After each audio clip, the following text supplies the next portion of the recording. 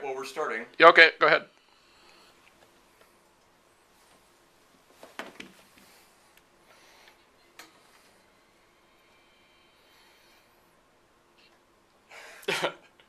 One extra note, half of a note. Half of a note to begin our show. Welcome to Cinema Smackdown. Consider it a bonus. For June 2nd, 2019. The 19 still sounds weird to me. What about you? Well, you know, it's still a bit Blade Runner-y. Are you... Are you still waiting for a replicant to come after me? Are you still writing 1975 on your checks? Oh, probably. Yeah. Yeah. I'll be doing that for another decade at least. I don't doubt it. Welcome to the show, everybody. I'm Michael Brody, and I am ably joined by Shane Simmons, who's here today to give us another rundown. Another self-indulgent rundown. Of a little thing that we like to call Movie Night. A night that Shane curates every week for a group of willing participants? What would we call them? Partially willing. They're cinephiles to a degree. To a degree. They're game enough to go, yeah, maybe we should let Shane show us some of these films that we haven't heard of or wouldn't watch normally. So this is our second edition of talking about this one night a week where you show people movies and the funny reactions that garners and my reactions to hearing the things that you've shown to people, which in some cases I'm aghast at or delighted by, depending on the week and the movie itself. Yeah, well, we first did this a couple of weeks ago, and I was talking about the genesis of Movie Night and some of the earliest films that we ran. And I thought we would continue with that trend of the earliest offerings that we had on Movie Night.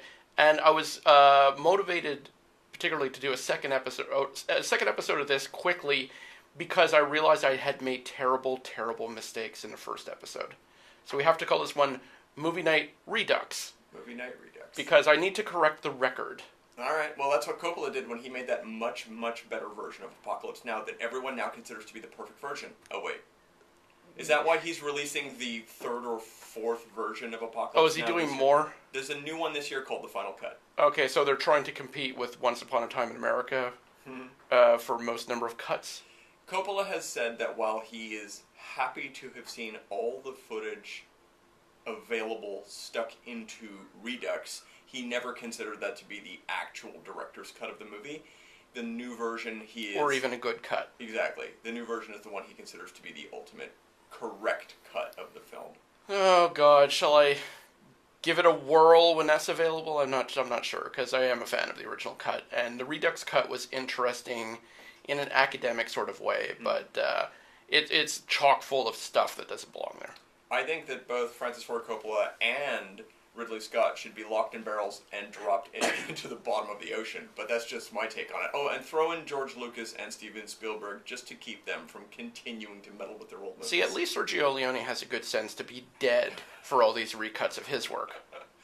That's true, there were... And Kubrick had the good sense to burn all the outtakes of his films to keep this crap from happening to him. But just to be clear here, Leone does have alternate editions of Good, the Bad, and the Ugly.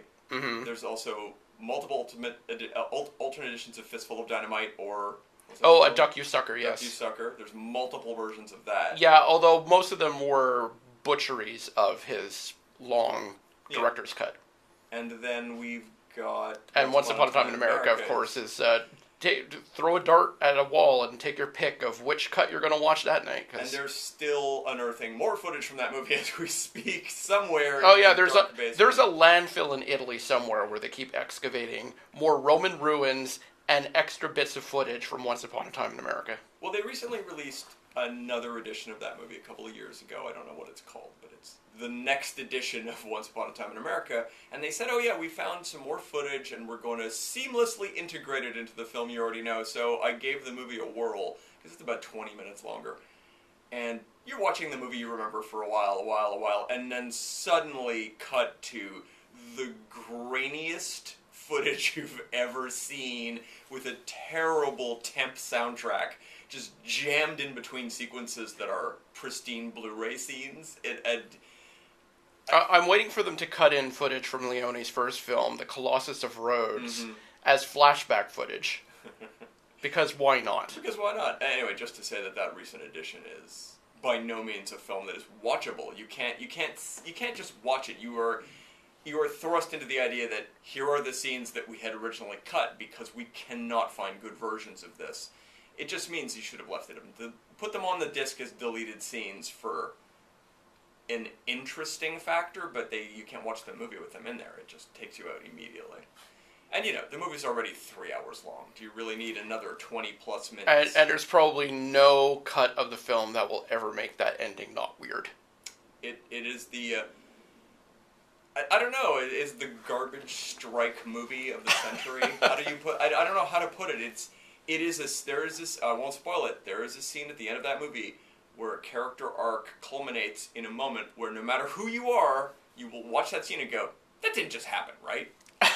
They didn't just do that thing, which is a little bit unclear, but otherwise makes no sense." They didn't end this like they ended Mal Arnold in Blood Feast, did they?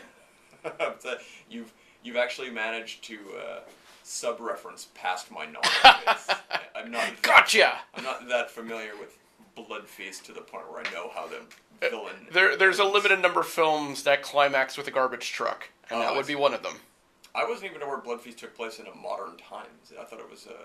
No, it is, modern for the early 1960s. Mm-hmm. Yeah. Well, you gotta love those Herschel Gordon-Lewis movies. No, you don't. You don't. You really don't. No. He was an innovator of terribleness. I should mention that many years before movie night even began, I did bring a copy of Blood Feast to a party, and we started running it on VHS in the basement. And people would come and go and kind of gather in fascination going, "My God, what is this worst film I've ever seen?" All right, well, with that thought on terrible movies and movie nights in general, why don't you tell us what this tragic state of affairs is that led you to say the wrong thing last time?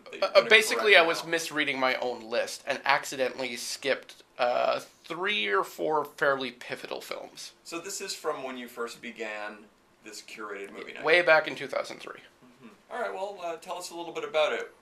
So, what threw me is 2 weeks ago we were talking about bad taste and a bad reaction to that. Peter Jackson's first film. Mm-hmm.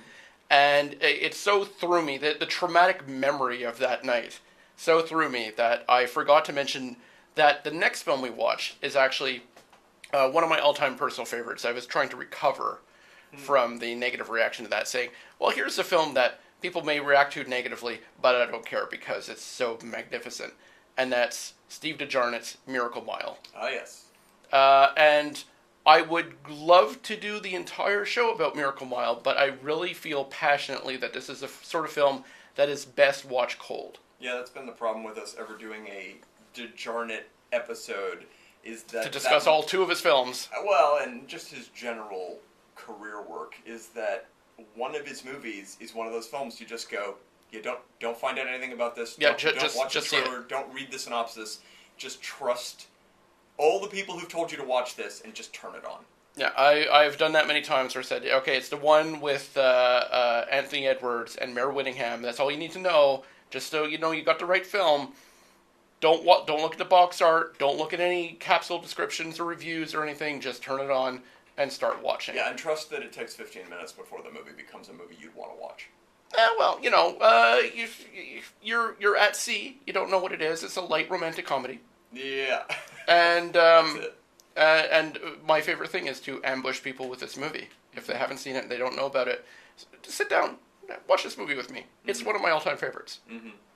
Yeah, no, it's a wonderful film. I discovered it by accident in the proper way of not knowing what it was about, just started watching it and was completely drawn in. Yeah, I unfortunately had some spoilers about the content beforehand, but I think it was an old review by Roger Ebert. He was an early champion of this film, and that came down to me as like, okay, this is something you need to watch, but by then the basic premise of it had been revealed to me, so I knew what I was in for a little bit. So what happened when you, in a darkened basement on a Wednesday evening, showed this to 5 or 10 strangers? It did go over well. A lot of people did agree. It was absolutely magnificent. Fantastic film. I don't even want, for the sake of not spoiling it for people, I don't even want to really say what the reaction in the room was afterwards. But, you start with one mood in the film, you may end up with a different mood by the end of the film. I'd say several times. Oh, certainly several times throughout the film. It's a moving movie in that respect, in that you feel one way, the movie definitely makes you feel another way, probably makes you feel another way. There's a little excitement, a little sadness, a little disappointment, a little more excitement. It jerks your emotions around quite effectively. It's an effective little film. And yeah, it was the kind of thing that made you go, boy, I sure hope Steve DeJarnett has a healthy 30, 40 movie career. Yeah, and unfortunately, that was his last feature film, because before that he had made Cherry 2000, which was he didn't write that, he just directed it, and it's a light post-apocalypse science fiction. I need to hire a mercenary to go get a replacement part for my sex bot.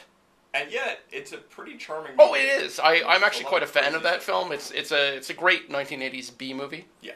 It's a B sci-fi movie, much in the vein of Highway to Hell. There are moments in it, because of Steve DeJarnett, that are more inventive than this sort of film has any right to be. Yeah, and it also features an early fame career Melanie Griffith, when she was still pretty charming. Her first 20 years of her career are pretty great, and then she just gets super weird. To the point where she's only fit for John Waters movies. That's a good way to look at it. It's a career trajectory you don't want to go down. It's a Kathleen Turner route as well. Oh no! And well, speaking of people with career lows, let's do a quick ad break so we can reach our career low, and we'll be right back.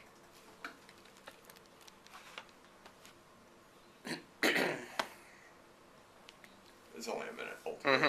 No, a minute and a half. The first ad is 43 seconds. My goodness. All right, we're off to a good start. I'll have to listen to it. I didn't realize you were starting with a positive film. I thought you were going to start with something negative. No. All these films are, I think, positive, but not necessarily the reactions. Right. And the key thing I have to correct is the film that nearly broke movie night. Sorry, the what? The one film that nearly broke movie night. I had misremembered as I was scanning the list that it was Bad Taste. It wasn't Bad Taste that broke movie night. Okay, well, it's fine. You don't have to tell me now. Yeah. In a minute. I just meant even that much. You couldn't hold off, because you're going to have to say that again. Yeah. You know, all those people who are on bated breath of remembering about when we talked about Bad Taste. But, yeah. Well, it got a good number of views just because, I mentioned it to the movie night people, and it's like, oh, okay, we'll certainly listen to that one. Here we go. And we are back on CJLO 1690. This show is called Cinema Smackdown, and today we are doing a sequel of sorts to Shane's Movie Night. I don't know, we should probably come up with a name for it beyond Movie Night. It'll be an ongoing series whenever we're stuck for ideas. I do like that part. We can just sort of riff on these titles. But we are talking about the films that you have personally chosen to show to a group of unsuspecting viewers. A little bit about the movies themselves and a little bit about the reactions these have garnered. So last time we spoke about this, we talked about the night that almost broke movie night and almost lost you control of the whole night. Yes, I nearly had control wrestled away from me because of one film in particular. And last time we did this, I misremembered that it was Bad Taste that did that. And no, there was a film with a much bigger negative reaction. And I'll get to it after mentioning this one next film that we did watch, which was also a success. It was my first attempt to launch a series. Right. So one of my favorite action movie series is the Lone Wolf and Cub films. So I said, okay, well, let's watch the first one of this, which is Sword of Vengeance. Right. The tale of the Shogun's official executioner, Ogami Ito, and how he is framed for treason, and his wife and servants are all murdered by the evil Yagyu clan, and he ultimately goes on the road with his infant son Daigoro, selling themselves out as assassins for hire. And it's a fascinating Japanese series of actioners. The Japanese style of action is much different from the Chinese or Hong Kong version, which is like long, drawn-out fights where the guys are so good at fighting. If two combatants are really good in a Hong Kong film, they can fight for about half an hour and barely even touch each other. Whereas in the Japanese version of that is when two guys face off against each other who are so amazing at what they do. The fight, there's a lot of posturing as they... the choreography is in them preparing to fight, and then when they do fight, it is decided in a split instant. Yeah, it's one of those things, they stand and measure each other for a time, trying to figure out their opponent's weakness, or some moment that's going to give them the edge before they ever move forward. And then they take a single swipe at each other. Lightning fast. And the guy who got it doesn't even necessarily know he got it until the arteries open up and start hosing down the scenery. That's a good way to put it. I recall watching these movies, all six. There are six of them, yeah. 6 Lone Wolf and Cub movies, 5 of which are masterpieces, one of which is still okay. Yeah, the sixth one is merely okay. It's an attempt to kind of take the movie into almost the modern era in its own weird way, just by more modern music. Yeah, well, they changed the music, the tone shifts a little bit. And unfortunately, it doesn't feel like it's moving towards a real conclusion. Well, yeah, the problem was that the comic books it was based on weren't done yet when this series was being made. But I will say this, at some point I saw the Tarantino homage to this genre, which of course is his Kill Bill movies, where he does some really astonishing visuals in terms of violence. Although it should be mentioned that the choreography for Kill Bill was done by Yuen Woo-ping, who is a Hong Kong martial arts choreographer, so that's why you get much more protracted action scenes with a lot of lengthy fighting. I mean, the bit with the bride taking on the Crazy 88 is a bit in the Japanese vein because there are scenes in the Lone Wolf and Cub series where if you want a long action scene, well, basically you have to pit Ogami Ito against an army. Yeah. And there are several films where he literally fights an army. It takes him a while to kill everybody. But he is... but he'll get there. He's a consummate professional. What I was going to say about him, the films themselves, all the Lone Wolf and Cub movies, is you can watch them today and they look brand new. They look like they were made a month ago using the best physical technology. Yeah, no CGI crap. Correct. But everything about them just screams perfection, professionalism, the cinematography, the violence. The special effects just plain look real. Well, that's what's so fantastic about that era of Japanese filmmaking, is that even when they were doing... I wouldn't qualify this as schlocky, but there are other films in the schlocky end of the genre, the exploitational stuff. Pinky genre. Yeah, the pinky violent genre that includes stuff like the female convict Scorpion films. And yet, this should be sleazy dreck, and yet the Japanese bring such a perfectionist craftsmanship mindset to the films that they look fantastic. Yeah, they hands down beat anything made today in terms of production value, quality, visuals, music, sound design. You just watch them and you're like, I'm immersed in this moment. And inventive camera work, just the blocking of every shot. Yeah, but of course, really, these films, the Lone Wolf and Cub series, are the height of classy coolness. Yeah, so they were made by the same people who, for years before this, had worked on the Zatoichi series, which is the Blind Swordsman series, which I think ran for something like 29 films. It's one of the longest-running movie series of all time. So they certainly learned their craft there, so that by the time it came around to the 70s, where they could be a little more explicit in the things that happen, so there's a lot more arterial splurting. There are more heads coming off. Yeah, I mean, of course, it's always worth noting, just historically, that the Lone Wolf and Cub movies were truncated into an American adaptation, which took footage from the original films, multiple films, I think it's 3 of them, and just essentially took all the exploitational moments, all the payoff violence, and put all that in an 80-minute movie called they cut out Sword of Vengeance. Well, there's 2 of them, actually. There's Lightning Swords of Death, and there's Shogun Assassin. Shogun Assassin, that's correct, that's right. Shogun Assassin, actually, they did one inventive thing for that. In order to fill in all the plot details that they cut out just to get right to the action, they had a child, supposedly the infant son Daigoro being a little older, narrating the film as a reminiscence of this is what I used to do with my father several years ago. And that narration, not the film itself, there's no footage from the film, you just hear the narration, but that does appear in Kill Bill with the bride and her daughter watching it's the it on TV. New addition to these otherwise just truncated versions of Monty Yeah, I mean, as a chopped up butchery goes, it's a little. There's a real attempt to kind of be just a hint respectful of the source material, but it was glorious when these films came out from a company called Anamigo. They did a fantastic job of restoring the films, putting them out on DVD, and not only having excellent subtitles, but also having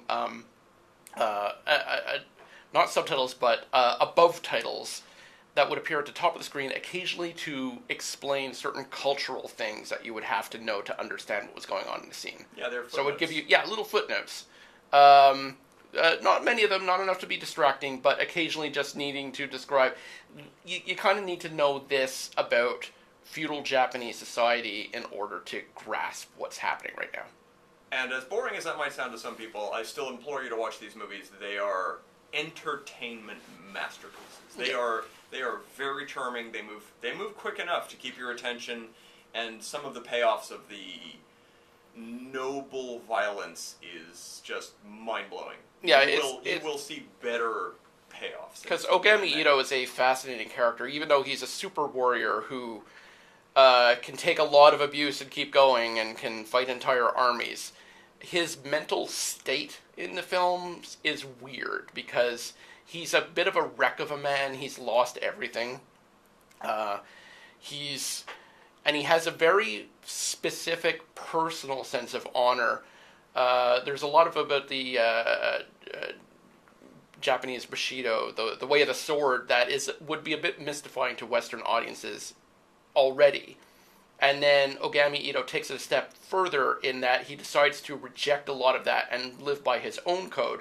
So he's confounding the grasp of his motivations even by people who understand Bushido. So it's these two layers of what is this guy up to, and you never quite know scene for scene. It's like, is he going to do this for real, or what is he doing right now? And as his actions are revealed, you kind of understand, oh yeah, I get the rules that this guy is operating under. Yeah, again, just can't recommend them highly enough. Near perfect movies. Yeah, well, there's a reason they're my favorite action series. Above the new Fast and Furious Hobbs and Shaw series? I mean, how do you even compare the two? All right, let's move on to the next. Okay, so the next one is the one that caused the schism in movie night, that nearly that had usurpers saying perhaps we should program movie night and not you. And this was a film that was shown to a full house. It was a good 20 people crammed into a single living room to watch this film, and it almost seemed like the reaction to the film was determined by the geographic location of the room. So people on one side of the room seemed to like the film a lot better than people on the other side of the room. Did you split the sexes down the middle too? No. On one side, girls on the other. Not even. It was just a weird thing where the center of focus, like on my side of the room, perhaps my love of the film was infectious, and it sort of spread to, or maybe it's just the deeper film buffs were hanging around with me and were better able to appreciate while the Luddites sat on the other side of the room. Or maybe osmosis is a thing. Could be. But here, I'll ask you your opinion of this film. Yay or nay? William Friedkin's Sorcerer. Biggest yay possible, but yes. Also know your audience. Yeah. Know your audience. It is a movie I wouldn't show to people expecting Hobbs and Shaw 2. I wouldn't bring them in for that one. You have to be much more willing to watch slow burn. Oh, and it's in front of you. It is one of the slowest of the slow burns. It is a film. It's a 2-hour film that basically spends the entire first hour setting up the pieces on the playing board before it even tells you the premise of what the film is really going to be. That's very true. And I think it was you who described it to me once as the slowest, what is it, the slowest chase film you'll ever see? Yeah, kind of. As far as like a motor vehicle centered film, it's purposely in slow motion because the premise is crawling. I will tell you the premise, which is basically four men from various corners of the world who are running from their lives for various reasons end up in the same South American hellhole. Working miserable jobs to do. The only employer there is the oil rig, the oil companies that are sucking up the black goo from the jungle, and it is just a miserable, hellish existence for these guys to the point where they just want to go back to where they came from. Oh, they're poverty-stricken, living in slums. Oh, absolute squalor. Yeah. Squalor. And whatever they're running from doesn't seem so bad now that they're here, and they want out. After paying their way to get here, the ends of the earth where no one will ever find them, they just want to leave. Right. And that's when fortune sort of strikes in that an oil well catches on fire and explodes. And in order to put it out, they need to. The way you put out an oil well is you basically blow it out with high explosives. So this town has a supply of dynamite. Unfortunately, it is all leaked. So it is basically now boxes of nitroglycerin. Mm-hmm. Yeah, it's all expired dynamite. Yeah. It's been sitting around so long that it's starting to leak nitroglycerin. Yeah. So the plan is to get people who can drive trucks well, and it turns out these four guys can. Or are bluffing they can. Well, yeah, okay. In one particular case, yes. But yeah, the oil company holds basically an audition to get drivers to take two trucks spaced well apart in case one of them blows up, filled with these boxes of nitroglycerin in a bed of sand to try and keep them from being jostled too much. And they have to make a slow crawl. I believe it's 208 miles to get to the burning oil well. Through not exactly paved jungle. Through 208 miles of potholes and hazards and death-defying horror. That is like, how are you going to get around this obstacle now? Well, speaking of death-defying horror, I will remind our listeners that they're listening to CJLO 1690, and our show is called Cinema Smackdown. It should be mentioned that this is actually a remake of the Henri-Georges Clouzot film Wages of Fear. Which in itself is also fantastic, yes. Yeah. I slightly do prefer Sorcerer. As do most people. Now, yes. Sorcerer flopped when it came out in 1977. It was kind of eclipsed by a couple other films that came out that year that everyone wanted to see called Star Wars and Annie Hall. So unfortunately, William Friedkin's follow-up to The Exorcist, no one gave a damn. Mm-hmm. And it took... Well, luckily, though, he did turn it all around a few years later with Deal of the Century, starring Chevy Chase. Oh, well, and then truly redeemed himself with Cruising. I don't know, people have a fondness for the let's just call it the daring that is Cruising. The fact that movie exists at all is sort of a in the category of films that would never be made today, Cruising has to win. Bringing up Cruising, I will highly recommend that you watch Miracle Mile. I will even more highly recommend that you watch Sorcerer. I do not recommend anyone watch Cruising. It is a beautifully made movie that is unpleasant to the point of causing me pain. Yeah. It is. As far as Al Pacino movies go, it is even more hurtful than The Panic in Needle Park. Yeah, and it is I just can't imagine there's anyone out there who's like, Cruising, that's my jam. It's so unpleasant. It's so unpleasant. It's it's hard to take a side in that movie. It is homophobic to a degree that you will not believe. It's like distilling all of North America's homophobia into a 2-hour movie about men in leather. Yeah. And murdering them brutally. Yeah. And also suggesting if you hang out not seen too long, you might catch the gay. Yeah, you might. Oh, jeez. It's a rough movie. Yeah, so try to ignore that and remember that William Friedkin also made Sorcerer. And French Connection. And French Connection and The Exorcist.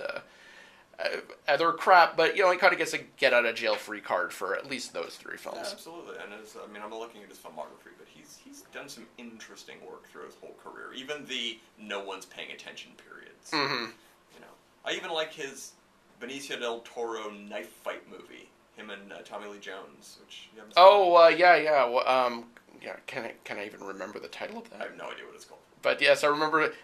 Yes, the 2 military guys who are at odds for whatever reason. Both have a fascination with fighting with knives. So the whole movie leads up to a ridiculously overblown knife fight between 2 men who have differences of opinions. Now, doesn't Tommy Lee Jones also get into an epic knife fight at the end of Under Siege 2?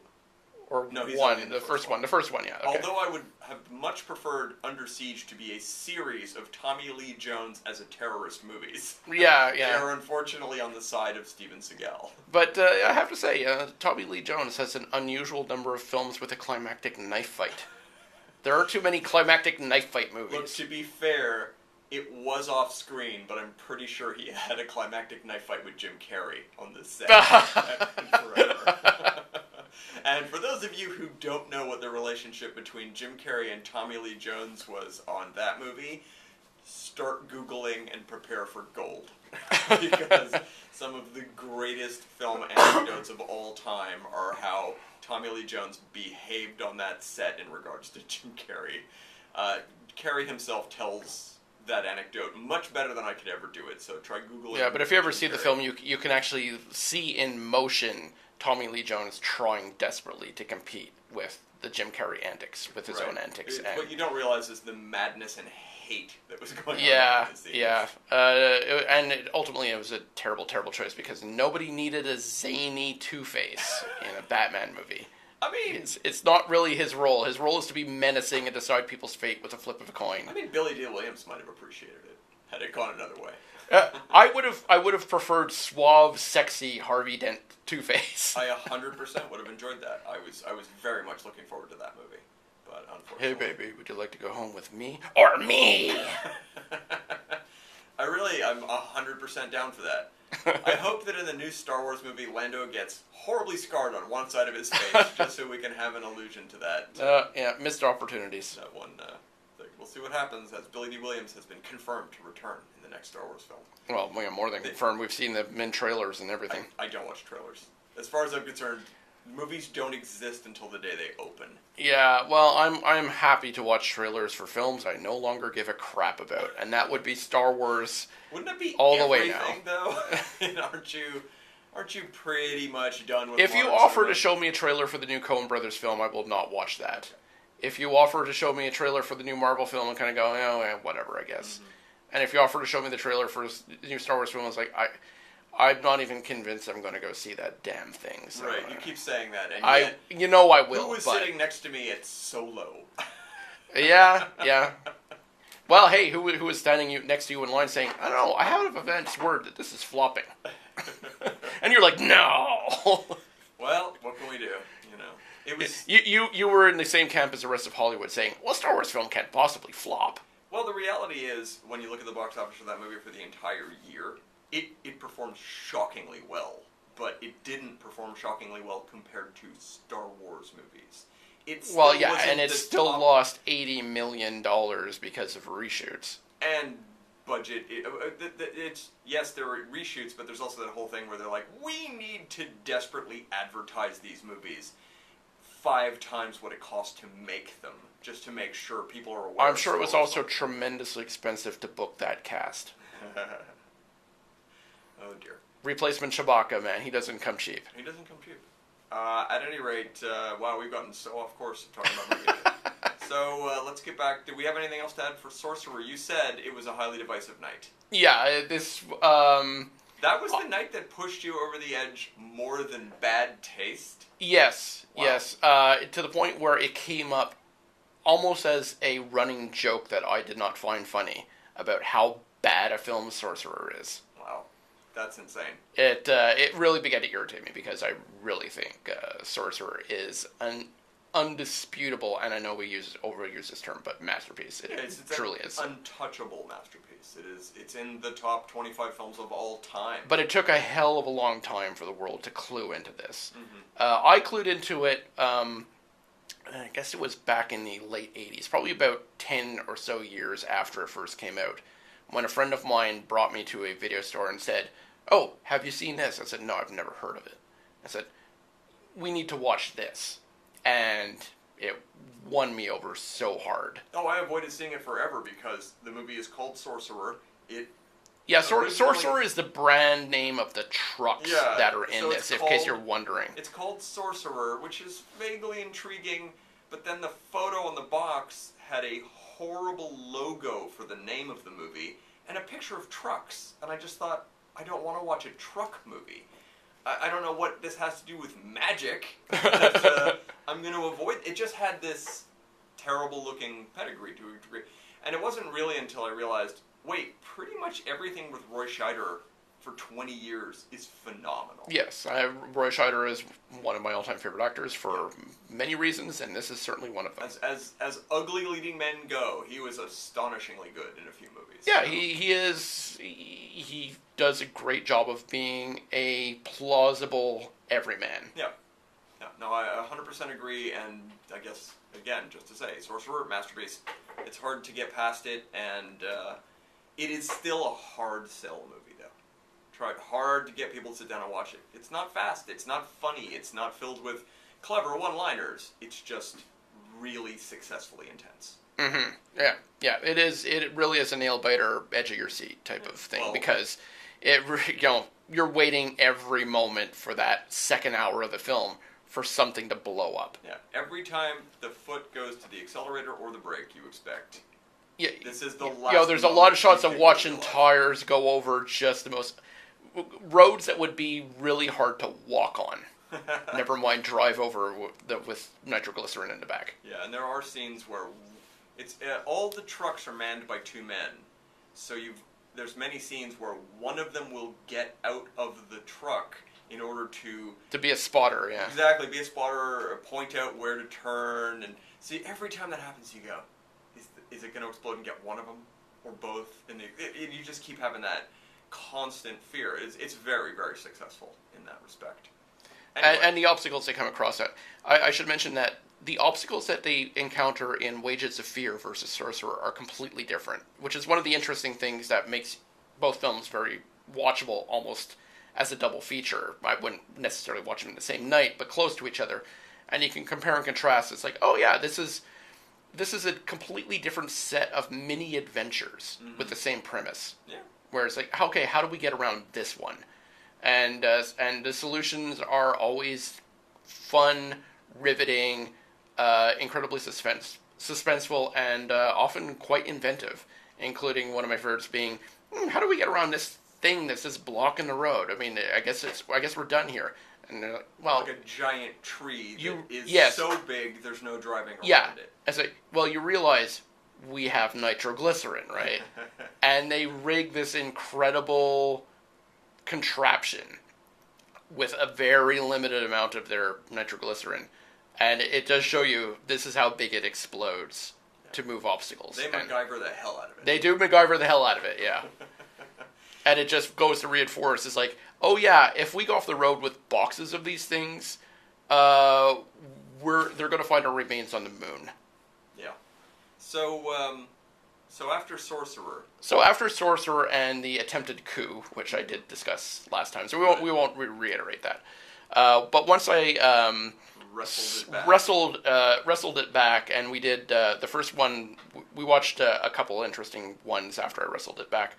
But the next one I did not discuss yet is a much later fare. I believe this was the first Hong Kong film I showed, which was the Stephen Chow comedy Shaolin Soccer, right? Which was relatively new at the time. Yeah. And that was a huge success. Mm-hmm. And for me, it's a wonderful film. For me to care about a sports film, you really have to go that extra mile. And Stephen Chow, who I'd been a fan of his work for years. I mean, Shaolin Soccer was probably his first big international hit, between that and Kung Fu Hustle. Those are the ones that kind of put him on the map for the world at large.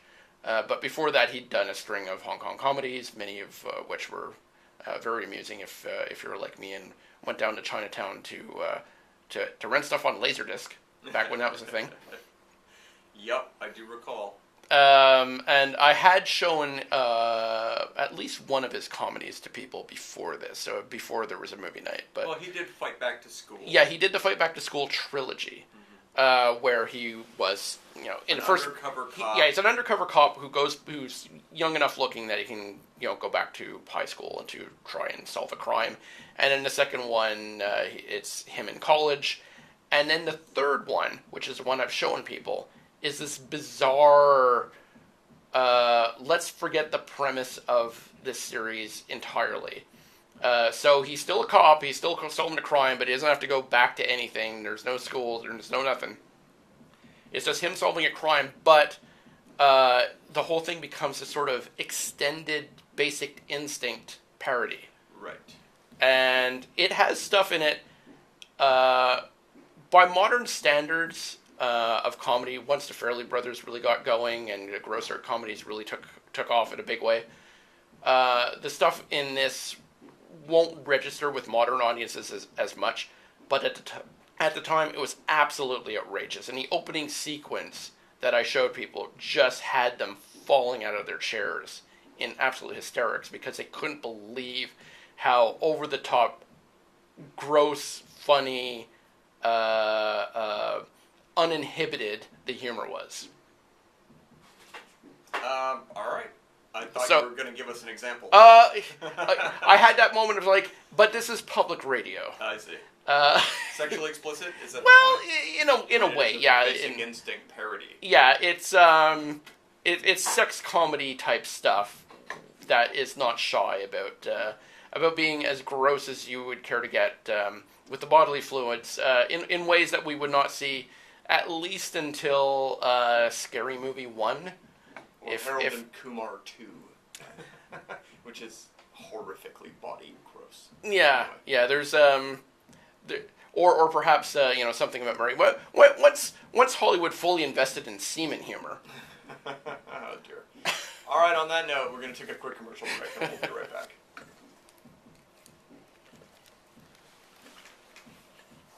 If this ever clicks in. Oh, thanks VLC for sitting there doing nothing. That was a long pause while the program decided to start. I thought you were pausing because it's like, wow, those drums are extra loud today. Actually, they're not. I've been here when it's been worse. Yeah. Don't you just wish he'd bring a set home and his neighbors would hear them and then kill him? And we could do a whole expose series on local murders, like one of those true crime shows. We could do that. We could do an entire tribute show to him and his favorite movies. Sadly, they're all Hobbs and Shaw films. No, there's got to be time we can do with him and This Is Spinal Tap where the drummer keeps getting killed. I'm playing an ad right now where a woman just said, "You'll enjoy our show. It'll hold your hair back and give you something with that to help with that hangover." Oh God! That's the premise for listening to this delightful show. We'll hold your hair back for you. So it'll make you want to vomit. Give you a pair of sunglasses. No, it'll help you post vomit. All right, we're back. We can't even get into what we were talking about in the break. Yeah, different bodily fluids. Different bodily fluids than the Fight Back to School charm of bodily fluids. Yeah, slightly more sanitary bodily fluids, I would say. So you're listening to CGLO 1690. Our show is called Cinema Smackdown. And today we're running down a few more movies that Shane has shown at his movie night and some of the bizarre reactions that it has occasionally generated. I will mention I have never attended one of these movie nights, probably for good reason. Yeah, well, as I've said before, I am the resident opinionated asshole. Right. And I get into enough conflict over these films. I think if you came as well, it would turn into Fight Club. It might turn into a form of movie Fight Club. Smashing DVDs over each other's heads and screaming at the top of our lungs that we're not allowed to talk about this when we leave. Oh, hey, speaking of people going at each other tooth and nail, that brings us to the next film I showed, which is perfect. another one of an all-time favorite for me. I finally decided, okay, class, it's ready for an old black and white film. Your first old black and white film, probably that many of them had ever seen. Right. So we watched Sunset Boulevard. Which I would hope they took well. Yes, as I recall, yes. As I recall, it is the finest of all the scathing satires of Hollywood films ever made. It is Billy Wilder, almost at his most scathing. I'd say he gets a little edgier with his next film, which is something I ran much later down the line with a very good reaction called Ace in the Hole. Mm-hmm. But that movie is also pretty amazing. But it just gets more and more current every year. Yes. It's like Network. The more you watch Ace, the later... It was outrageous satire at the time, and the farther away you get from it, the more you realize, oh yeah, we're there, aren't we? Yeah, exactly the same as Network. The more time passes, the more it is just the reality we live in. Whereas Sunset Boulevard is more of a poison pen letter to Hollywood about how they chew people up and spit them out. Mm-hmm. About aging silent film actress Norma Desmond and the hapless screenwriter who falls under her influence for an easy buck and a quick gig, writing this movie return for her that he knows will never happen, but she is deluded enough to think will happen. Right. And it is sad, tragic, gothic film noir at its best. And nearly every single line in this movie has been copied and repeated in another movie, TV show, or song you've heard. So, much like the first time I watched a production of Romeo and Juliet and realized every single line in this is a famous phrase now that is used elsewhere, and this is where they all came from. Sunset Boulevard is very similar. It has so many cinematic touchstone moments in it that it was almost impossible going forward for every single movie being made to have anything to do with Hollywood, not to mention it in some capacity. Every version of every film. Well, I just looked it up and I'm almost staggered to realize it was made in 1950. Yeah. I forgot that because Wilder's strongest period is the late 50s, and that's actually when I thought he did it. I thought it was more of the 60s. No, movie. 40s and 50s for him. I disagree. I don't think the 40s... He But makes exactly 2 movies into 40s I care about, but a pile of stuff I don't care about. But it's from Sunset Boulevard all the way until, I would say, 1965 or so, that every movie he makes is a cinematic masterpiece, and then he slides back into this mediocrity period that lasts the rest of his career. Yeah, he does have a less than stellar late career. It's a very strange late career, and in fact, the thing I love to bring up that doesn't get brought up enough is Sunset Boulevard is, again, a 10 out of 10 style masterpiece. It's a perfect film. It is, at the time, modern take on stardom in Hollywood, and in the mid-70s, 78 in fact, he tried to recreate that. So 28 years later, he made another modern Hollywood movie about the perils of trying to be famous called Fedora. And Fedora does every possible thing wrong that Sunset Boulevard does right. And they're both thrillers, to a degree. They both have clever dialogue, but there's something so instantaneously dated about Fedora that is more timeless in Sunset Boulevard. It's fascinating to watch 2 movies by the same creator trying to basically reach the same goal. One he just masterfully puts over the line, and the other he flubs horrifically.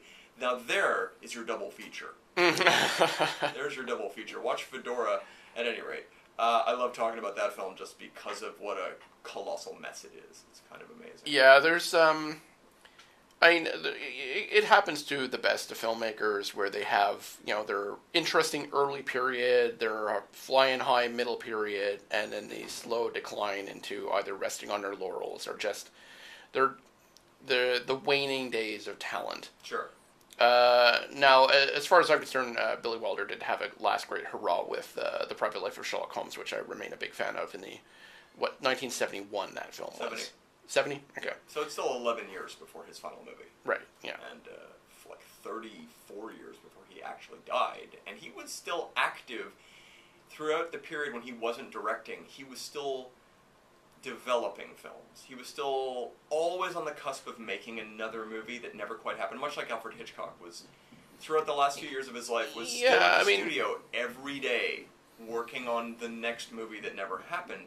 Right, I mean, Hitchcock slowed down, but his last movie was only 4 years before he died. Right. So, and he was actively planning the next one. Well, here's the thing about Wilder. Wilder had one movie he had wanted to make his entire career that he had been quietly shepherding, slowly trying to get it over, trying to make it happen.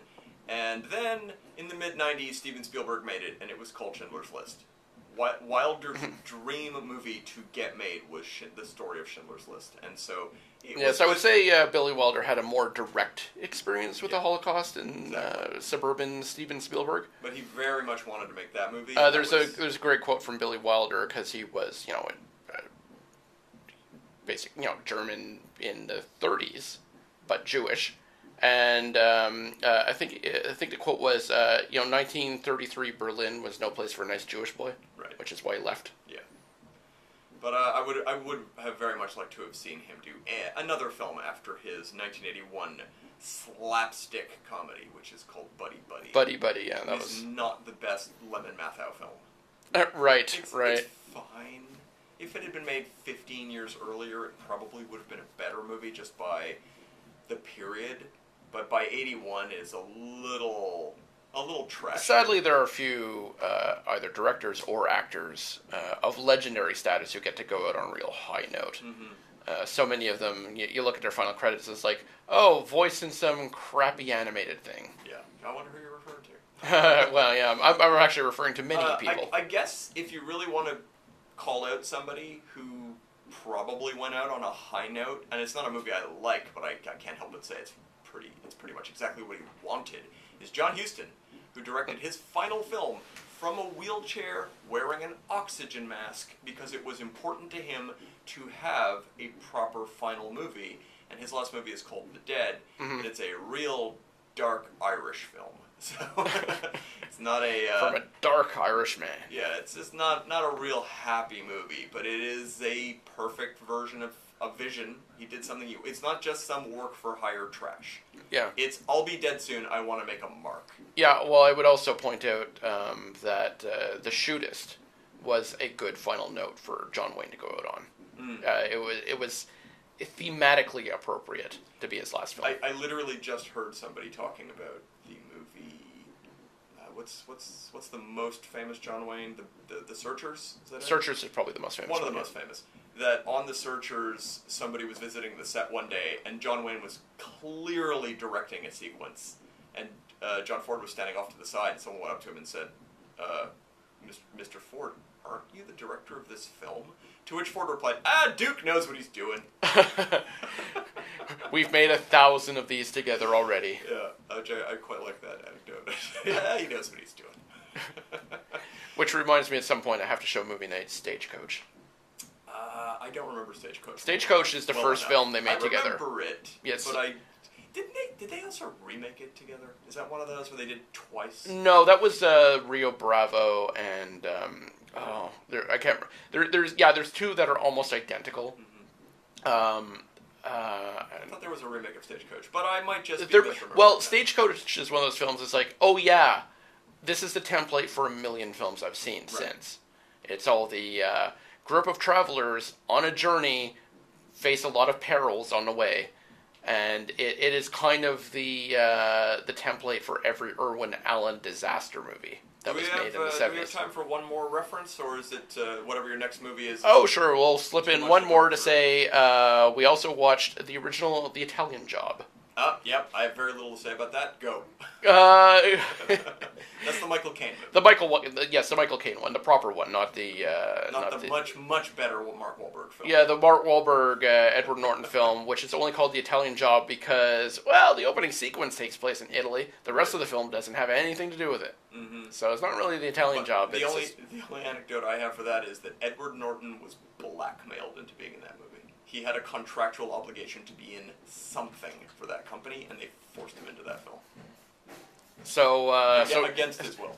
Yeah, so he was so relieved when he was contractually obliged to do The Incredible Hulk.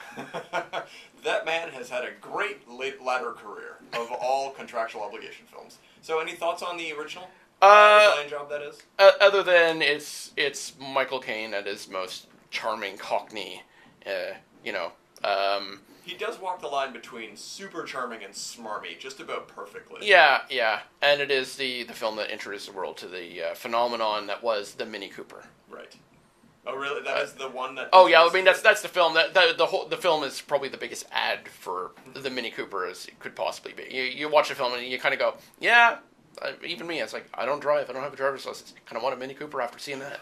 Yeah, well, I can see the desire to advertise something in a big way. I mean, a lot of James Bond movies do the same thing. Yeah, it's a tremendously fun little heist film. It is notorious for a reason, and it certainly went over phenomenally well, if not because a lot of people at movie night have a British heritage, so any British type of comedy, caper, fun, shenanigan type movie is likely to go over well. All right, well, that's going to be it for the second episode of Movie Night. Join us again next week when we will be talking about something different. We're having a surprise guest on next week, I believe. Yeah, hopefully, if I can...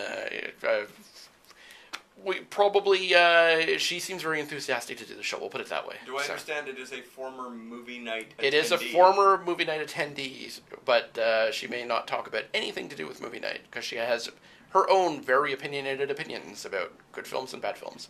Oh, well, that sounds exciting. Well, in the meantime, I've been Michael Brody. I've been joined by Shane Simmons. This has been Cinema Smackdown, and we'll be back next week. Thanks for listening in. You're listening to CJ. Oh, wow. I watched the seconds go by. Nice. Just so you know, and I'm not sure it'll happen again, on the news, which is playing now, it goes for about 2.5 minutes. And then it stops? No, it goes into this woman being interviewed. She says her name. She spells her name letter by letter. She says like one more word, and it cuts out. Okay, I'm gonna... So just be prepared I'll get for... something lined up then. Yeah, well, it just cuts out, and That's so weird. and when it happened to me, Most students have it gone went for the to holidays. it went directly now are the to ones that stuck around. this like electronic noise sound, probably which like I one of the realized was just one of the music things. Oh, It's just yeah. the next thing I played, it just was like, what happened to the news? That's so funny. It just doesn't end. That's very funky. Anyway, that's what happened when I did it. Maybe it'll happen again. I hope not. Which is Should I get 2.5 probably minutes? That's new for Quebec. thereabouts. Yeah. And international students might be hit the hardest. It wasn't. That's It just because wasn't earlier right. this year, Quebec This promised says to stop 2 providing plans minutes for counting most backwards, so international maybe it's students. that much. According Are to these your Concordia, glasses? that means No. $6.6 million less annually. To make up for that, the Alright. province has deregulated the amount of money universities are allowed to charge international students. Not Oh, bad. they're CSU just. finance coordinator John I think they're just magnifiers. able to They're not real increase these glasses. international students, and they're doing exactly what we expected they would do, which is a money grab. I can see through the machine.